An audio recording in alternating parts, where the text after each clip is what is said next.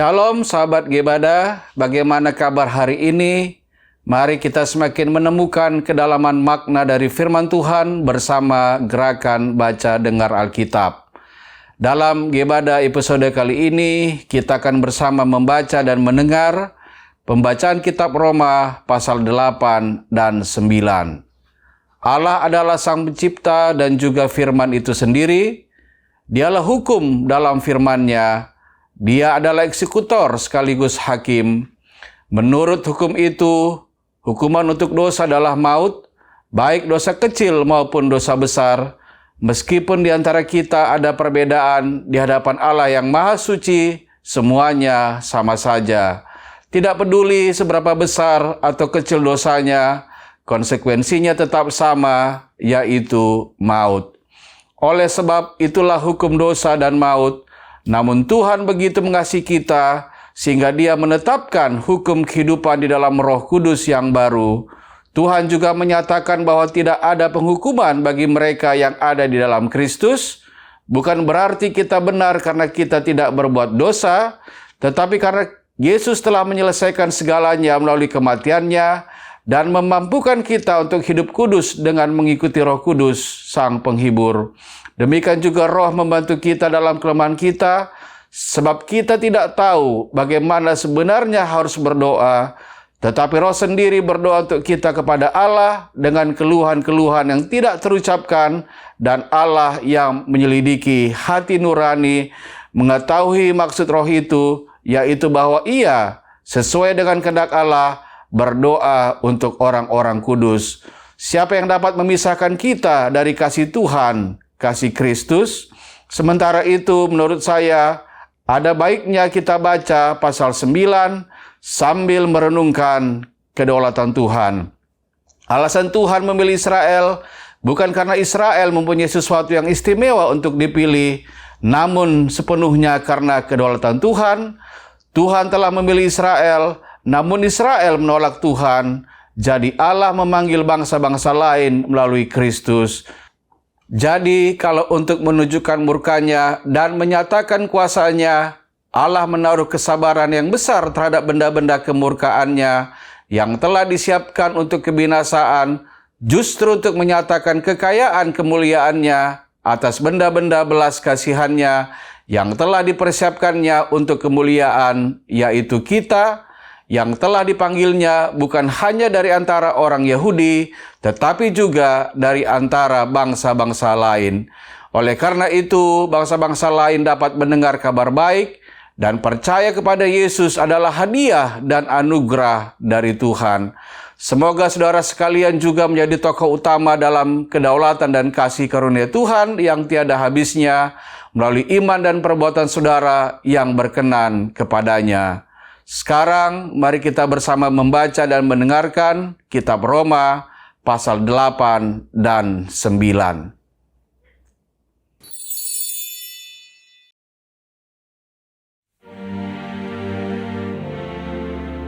Demikianlah, sekarang tidak ada penghukuman bagi mereka yang ada di dalam Kristus Yesus. Roh yang memberi hidup telah memerdekakan kamu dalam Kristus dari hukum dosa dan hukum maut. Sebab apa yang tidak mungkin dilakukan hukum Taurat karena tak berdaya oleh daging, telah dilakukan oleh Allah dengan jalan mengutus anaknya sendiri dalam daging, yang serupa dengan daging yang dikuasai dosa karena dosa. Ia telah menjatuhkan hukuman atas dosa di dalam daging, supaya tuntutan hukum Taurat digenapi di dalam kita, yang tidak hidup menurut daging, tetapi menurut Roh. Sebab mereka yang hidup menurut daging memikirkan hal-hal yang dari daging. Mereka yang hidup menurut Roh memikirkan hal-hal yang dari Roh. Karena keinginan daging adalah maut, tetapi keinginan Roh adalah hidup dan damai sejahtera.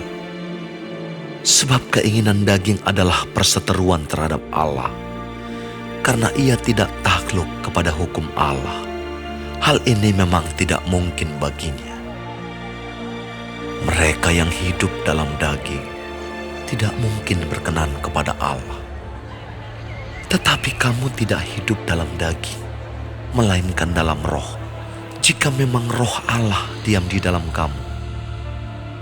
Tetapi jika orang tidak memiliki roh Kristus, ia bukan milik Kristus. Tetapi jika Kristus ada di dalam kamu, maka tubuh memang mati karena dosa, tetapi roh adalah kehidupan oleh karena kebenaran. Dan jika roh Dia yang telah membangkitkan Yesus dari antara orang mati diam di dalam kamu, maka Ia yang telah membangkitkan Kristus Yesus dari antara orang mati akan menghidupkan juga tubuhmu yang fana itu oleh roh-Nya yang diam di dalam kamu. Jadi, saudara-saudara, kita adalah orang berhutang, tetapi bukan kepada daging, supaya hidup menurut daging. Sebab, jika kamu hidup menurut daging, kamu akan mati. Tetapi jika oleh roh, kamu mematikan perbuatan-perbuatan tubuhmu, kamu akan hidup. Semua orang yang dipimpin roh Allah adalah anak Allah. Sebab kamu tidak menerima roh perbudakan yang membuat kamu menjadi takut lagi. Tetapi kamu telah menerima roh yang menjadikan kamu anak Allah. Oleh roh itu kita berseru, "Ya Aba, ya Bapa." Roh itu bersaksi bersama-sama dengan roh kita bahwa kita adalah anak-anak Allah. Dan jika kita adalah anak, maka kita juga adalah ahli waris. Maksudnya, orang-orang yang berhak menerima janji-janji Allah yang akan menerimanya bersama-sama dengan Kristus, yaitu jika kita menderita bersama-sama dengan Dia, supaya kita juga dipermuliakan bersama-sama dengan Dia. Sebab aku yakin bahwa penderitaan zaman sekarang ini tidak dapat dibandingkan dengan kemuliaan yang akan dinyatakan kepada kita. Sebab dengan sangat rindu, seluruh makhluk menantikan saat anak-anak Allah dinyatakan. Karena seluruh makhluk telah ditaklukkan kepada kesia-siaan, bukan oleh kehendaknya sendiri, tetapi oleh kehendak Dia yang telah menaklukkan. Tetapi dalam pengharapan, karena makhluk itu sendiri juga akan dimerdekakan dari perbudakan kebinasaan dan masuk ke dalam kemerdekaan kemuliaan anak-anak Allah. Sebab kita tahu bahwa sampai sekarang segala makhluk sama-sama mengeluh dan sama-sama merasa sakit bersalin. Dan bukan hanya mereka saja, tetapi kita yang telah menerima karunia sulung roh, kita juga mengeluh dalam hati kita sambil menantikan pengangkatan sebagai anak, yaitu pembebasan tubuh kita. Sebab kita diselamatkan dalam pengharapan. Tetapi pengharapan yang dilihat bukan pengharapan lagi. Sebab bagaimana orang masih mengharapkan apa yang dilihatnya? Tetapi jika kita mengharapkan apa yang tidak kita lihat, kita menantikannya dengan tekun. Demikian juga roh membantu kita dalam kelemahan kita. Sebab kita tidak tahu bagaimana sebenarnya harus berdoa. Tetapi roh sendiri berdoa untuk kita kepada Allah dengan keluhan-keluhan yang tidak terucapkan. Dan Allah yang menyelidiki hati nurani mengetahui maksud roh itu, yaitu bahwa Ia sesuai dengan kehendak Allah berdoa untuk orang-orang kudus. Kita tahu sekarang bahwa Allah turut bekerja dalam segala sesuatu untuk mendatangkan kebaikan bagi mereka yang mengasihi Dia, yaitu bagi mereka yang terpanggil sesuai dengan rencana Allah. Sebab semua orang yang dipilihnya dari semula, mereka juga ditentukannya dari semula untuk menjadi serupa dengan gambaran anaknya, supaya ia, anaknya itu, menjadi yang sulung di antara banyak saudara. Dan mereka yang ditentukannya dari semula, mereka itu juga dipanggilnya. Dan mereka yang dipanggilnya, mereka itu juga dibenarkannya. Dan mereka yang dibenarkannya, mereka itu juga dimuliakannya. Sebab itu, apakah yang akan kita katakan tentang semuanya itu? Jika Allah di pihak kita, siapakah yang akan melawan kita? Ia yang tidak menyayangkan anaknya sendiri, tetapi yang menyerahkannya bagi kita semua. Bagaimanakah mungkin Ia tidak mengaruniakan segala sesuatu kepada kita bersama-sama dengan Dia? Siapakah yang akan menggugat orang-orang pilihan Allah? Allah yang membenarkan mereka. Siapakah yang akan menghukum mereka? Kristus Yesus yang telah mati, bahkan lebih lagi, yang telah bangkit, yang juga duduk di sebelah kanan Allah, yang malah menjadi pembela bagi kita. Siapakah yang akan memisahkan kita dari kasih Kristus? Penindasan atau kesesakan, atau penganiayaan, atau kelaparan, atau ketelanjangan, atau bahaya, atau pedang. Seperti ada tertulis, oleh karena Engkau kami ada dalam bahaya maut sepanjang hari. Kami telah dianggap sebagai domba-domba sembelihan. Tetapi dalam semuanya itu, kita lebih daripada orang-orang yang menang oleh Dia yang telah mengasihi kita. Sebab aku yakin bahwa baik maut maupun hidup, baik malaikat-malaikat maupun pemerintah-pemerintah, baik yang ada sekarang maupun yang akan datang, atau kuasa-kuasa, baik yang di atas maupun yang di bawah, ataupun sesuatu makhluk lain, tidak akan dapat memisahkan kita dari kasih Allah yang ada dalam Kristus Yesus, Tuhan kita.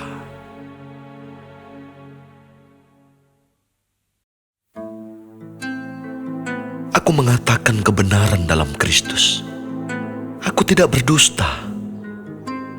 Suara hatiku turut bersaksi dalam Roh Kudus bahwa aku sangat berduka cita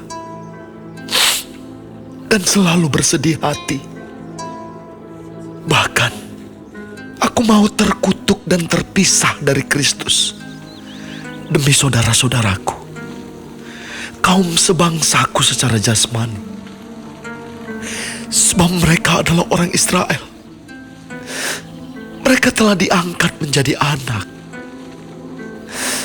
Dan mereka telah menerima kemuliaan dan perjanjian-perjanjian dan hukum Taurat dan ibadah dan janji-janji.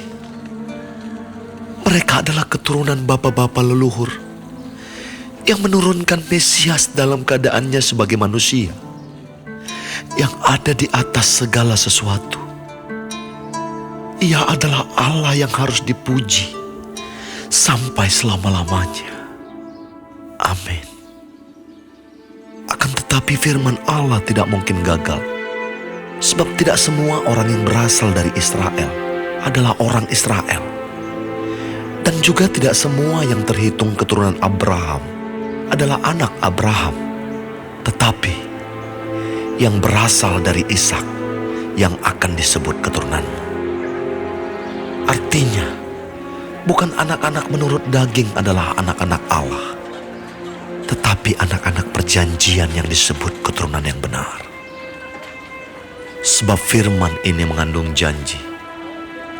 Pada waktu seperti inilah aku akan datang, dan Sarah akan mempunyai seorang anak laki-laki. Tetapi bukan hanya itu saja. Lebih terang lagi ialah Ribka yang mengandung dari satu orang, yaitu dari Ishak, bapa leluhur kita.